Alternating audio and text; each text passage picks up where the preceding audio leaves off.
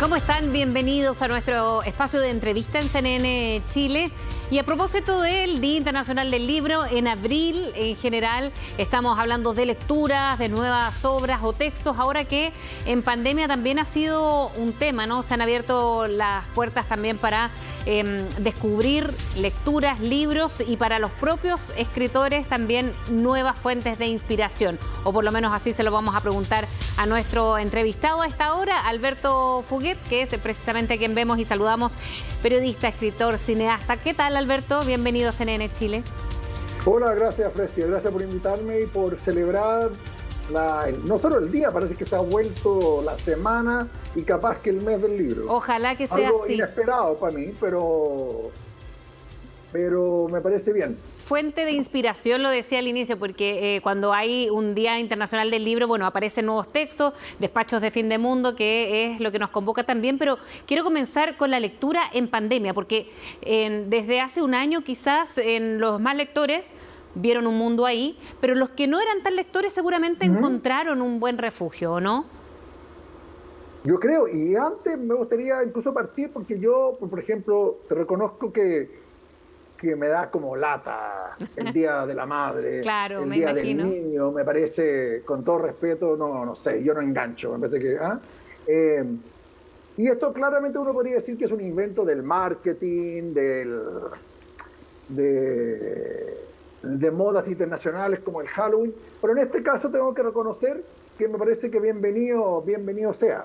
Porque si podemos hablar de libros en espacios de los medios de comunicación y se ha armado harto ruido y la gente está pidiendo salud a los colegios, si un día al año, el 23 de abril, implica que podamos hablar, no solo estar yo en la tele, que los libros se hablen de ellos por todos los motivos, como negocio, como arte, como refugio, como dices tú, bienvenido y celebremos el Día del Libro, que realmente partió como una cosa más modesta en España para celebrar el día del nacimiento de Cervantes y como para celebrar un poco la primavera, que acá es lo contrario, porque está celebrando el otoño, que igual es una buena época para leer, claro. Siempre, de todas maneras.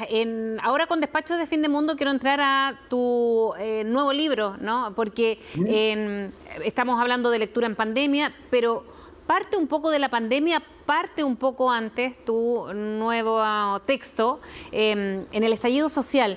¿Cómo comienza esta fuente de inspiración? Seguramente fue así, o no sé cómo lo viste tú, que finalmente se terminó convirtiendo en estos despachos de fin de mundo. Bueno, yo creo que estamos en una especie de fin de mundo, nos guste o no, y al mismo tiempo, cuando algo termina, nace algo nuevo. Y también estamos en lo que alguna gente dice ya que la nueva realidad ya es redundante decir nueva, y es mejor decir realidad, o la realidad que quizás iba a aparecer en 30, 40 años más, como que el futuro hizo fast forward y estamos ahí. Yo sentía que en un momento lo que yo estaba viviendo, como tú y como toda la gente que nos está viendo, no era del todo normal. Y mi impresión, nunca me había tocado yo vivir algo histórico. Bueno, desde el estallido me pareció que era histórico.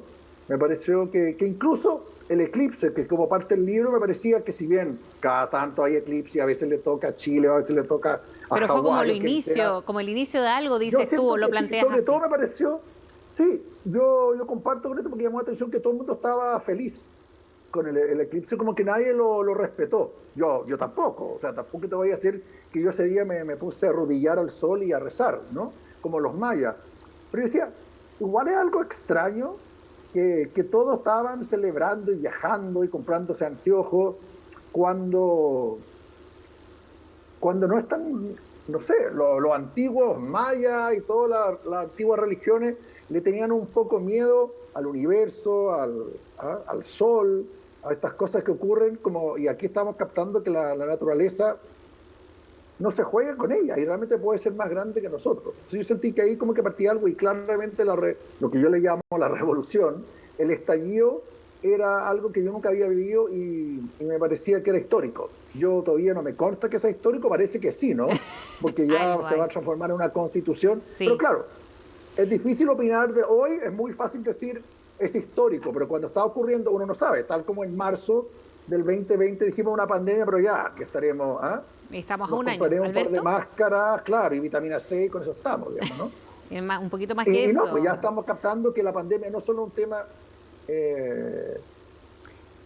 de salud, sino político, económico, que va a definir todo lo que viene. Exacto, y así lo estamos viendo ahora, en lo social también. Alberto, tú, bueno, escribes columnas, empezaste a escribir en distintos formatos este libro. ¿Tú sabías que era un libro o a partir de estas columnas? Porque a mí me resonaban varias frases, por ejemplo, que la revolución o con el estallido estaba todo afuera, era imposible concentrarse adentro y había que estar en la calle, o viendo de testigo, viviendo cada uno de su rol. Los que ejercen el periodismo, decía, pero, exacto, deben estar a todos nos pasó. ¿Qué pasa? Pero ¿qué pasa con la pandemia? Que se volvió todo para adentro en no sé si par de meses, pero en algunos meses. ¿Cómo te cambia el sentido a ti de escribir en distintos formatos con estas posturas que finalmente se vuelven en este libro?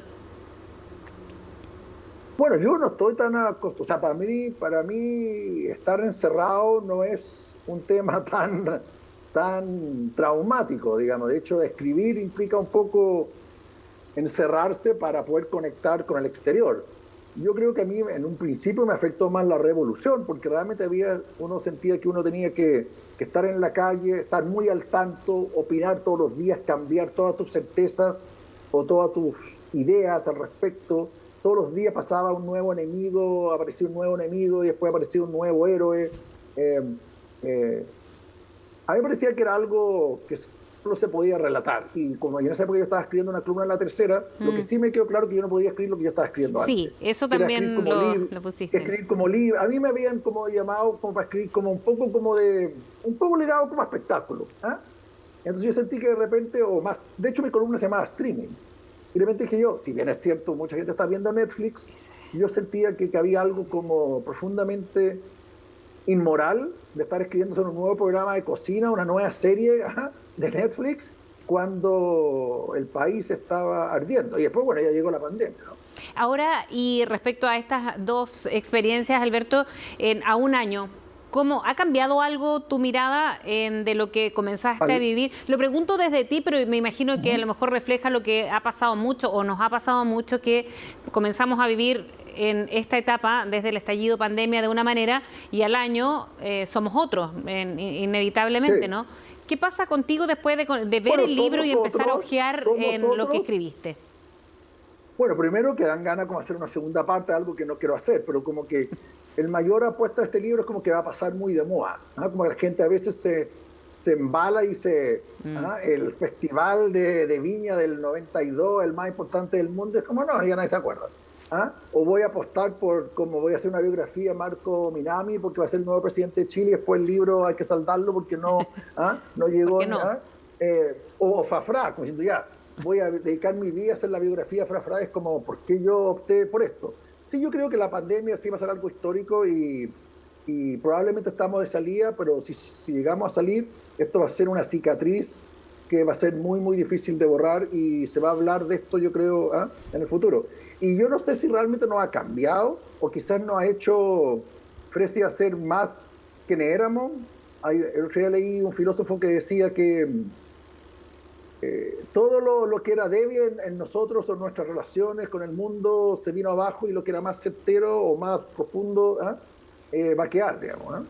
Sí. Esto nos ha parecido que llegara Dios al mundo, digamos, ¿no? Como esas películas, ¿no? Y la gente tiene que decidir. Claro, absolutamente. Para ir terminando, Alberto, ¿qué tiene? Es muy literario. Bueno, ¿qué tiene? Me imagino que tiene de distinto a tus otros libros, pero cuando uno lee tus libros en las distintas etapas de la vida, que tocó hace 20 años, no sé, o más, leer Mala Onda, hace menos Tinta Roja, en fin, pasando ahora por Despachos de Fin de Mundo, ¿es algo que cambia respecto a tus obras que marcaron una época y esta época en particular? Bueno, a mí me gusta pensar que todos mis personajes, a mí quizás me interesa sin querer o queriendo, me parece dramático cuando uno se enfrenta a un momento de decisión, a un momento que uno cree que se le está acabando el mundo, O sea, Mala Onda parte con un epígrafe de Faith No More que dice el mundo se está cayendo a pedazos. Ajá. Muchas veces la gente cree que el mundo se le está cayendo a pedazos porque lo patearon, porque lo echaron de la pega, porque se murió alguien muy cercano.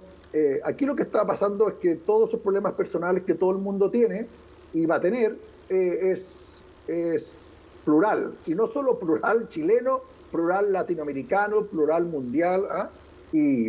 Pero quería hacerte un comentario que yo quedé bien impactado, y esto creo que me gustaría hablarlo después con la gente, como dejarlo claro con la gente que va a hacer la Constitución y todo. Primero me parece fascinante que se va a hacer una Constitución, y que eso me parece que es un libro, es una narrativa, o sea, son palabras escritas, o sea, de alguna manera los escritores o el mundo literario que estaba como quizás no iría de capa caída o de pique, pero que era como que la palabra no era tema, todo era audiovisual, ¿no? Todo esto. De pronto, aquí estábamos jugándonos por algo que va a ser escrito, que va a ser nuestra historia, nuestra novela futura, y se va a escribir, y por eso la gente va a pelear para poder escribirlo. Y después me llamó la atención que el otro día, ¿te acuerdas que hubo una pelea de qué era esencial y qué no? Sí, claro. Los calcetines para niños, sí, pero parece que no. Y de repente, sin querer, el Estado dijo, los libros también son de primera necesidad. Y yo siento que eso hay que grabarlo, hay que ponerlo en el letrero. Y decir, es primera vez, mi impresión, que el Estado en cualquier gobierno ha dicho algo tan importante como eso. Y eso yo creo que hay que cobrarlo y hay que construir a partir de eso. Bien. Yo creo que lo dijeron sin pensarlo. Pero salió. Pero salió. Alberto Fuguet, muchísimas gracias por hablar con nosotros. Gracias a ti, gracias por preocuparte de los libros, te lo agradezco muchísimo. Un abrazo. A ti. Bien, ahí estaba Alberto Fuguet a propósito de su último libro, pero a propósito también de que abril se convierte en prácticamente, o así quisiéramos que fuese, en el mes de la lectura. Sigan en compañía de CNN.